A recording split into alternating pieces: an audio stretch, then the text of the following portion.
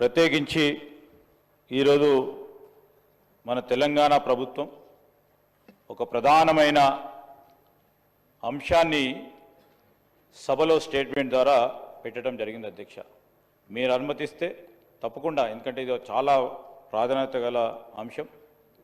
కొంతమంది సభ్యులు ఎవరైతే దీని విషయంలో మరి వారి అభిప్రాయాలను తెలియజేస్తారో తప్పకుండా మీ అనుమతితో మాకేమీ అభ్యంతరం లేదు అధ్యక్ష. ఒక్కొక్క సభ్యుడికి 5 నిమిషాల చొప్పున సమయం కేటాయిస్తున్నాను. కావున సభ్యులందరూ సహకరించవలసిందిగా కోరుతున్నాను. గౌరవనీయులు గౌరవ సభ్యులు శ్రీ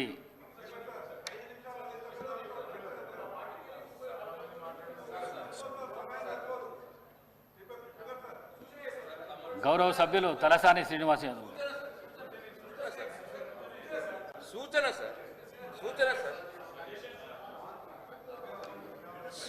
సార్, తమరు సభ్యులకు అవకాశం ఇస్తామనడం చాలా సంతోషం. మా రిక్వెస్ట్ ఏంటంటే సార్, పార్టీల యొక్క స్ట్రెంత్ను బట్టి, బలబలాలను బట్టి ఆ నంబరు సమయం నిర్ణయించాల్సిందిగా తమరికి కోరుతా ఉన్నాం సార్. గౌరవ సభ్యులు తలసాని శ్రీనివాస్.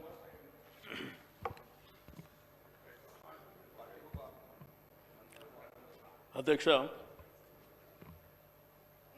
అవకాశం ఇచ్చినందుకు మీకు ప్రత్యేక ధన్యవాదాలు తెలియజేస్తాను అధ్యక్ష. ఇప్పుడే గౌరవ ముఖ్యమంత్రి గారు బలహీన వర్గాల పట్ల ఒక ప్రకటన చేయడం జరిగింది అధ్యక్ష. మీకు తెలుసు అధ్యక్ష, ఈరోజు ఈ దేశానికి స్వాతంత్రం వచ్చి 75 సంవత్సరాలు దాటింది అధ్యక్ష. ఈ 75 సంవత్సరాల స్వాతంత్రం తర్వాత ఈ దేశ నిర్మాణంలో, ఈ రాష్ట్ర నిర్మాణంలో ప్రధాన భూమిక పోషించింది బడుగు బలహీన వర్గాలు, వెనుకబడిన తరగతులు, అణగారినటువంటి ప్రజలే అధ్యక్ష. ఏ రంగంలో తీసుకున్నా కానీ ప్రధానమైనటువంటి భూమిక పోషించినటువంటి పరిస్థితి. కానీ ఈరోజు సామాజికంగా, రాజకీయంగా, ఆర్థికంగా ఒకసారి ఆలోచన చేస్తే దేశవ్యాప్తంగా కానీ, రాష్ట్ర వ్యాప్తంగా కానీ ఎప్పుడు మా హక్కుల కోసం పోరాటాలు చేసేటువంటి సందర్భాలు, లేకపోతే మాకు ఇది కావాలి అని డిమాండ్లు చేయడమే తప్ప ఏ రోజు కూడా మాకున్నటువంటి సంఖ్యాపరంగా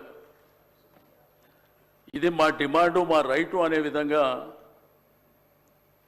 గతించినటువంటి ప్రభుత్వాలు, ఈ దేశంలో అనాదిగా ఉన్నటువంటి ప్రభుత్వాలు కూడా ఏ రోజు 75 సంవత్సరాలలో ఆలోచన చేసినటువంటి దాఖలా లేవు అధ్యక్ష. మరి ఈరోజు ప్రవేశపెట్టినటువంటి ఈ యొక్క కులగణన విషయంలో ప్రధానంగా 2011 సెన్సస్ ప్రకారం అప్పుడున్నటువంటి పాపులేషన్ 3,50,03,674గా చూపిస్తుంది అధ్యక్ష. అయితే ఈరోజు ఉన్నటువంటి ఈ యొక్క ప్రకటనలో మరి సుమారు 1,71.457 కుటుంబాలని అధ్యక్ష. ఆ రోజు ఉన్నటువంటి పాపులేషన్ అంటే 2011 అంటే